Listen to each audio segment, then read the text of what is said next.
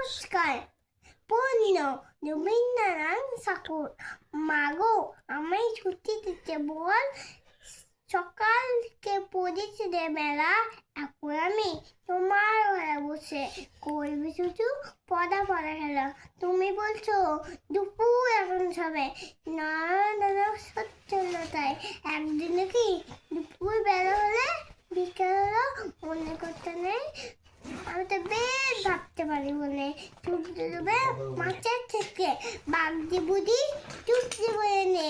শাক চলেছে পুকুর ধারে এসে, আদায় হলো বাদার কাছে তলা, কালি হয়ে এলো দিঘির জল।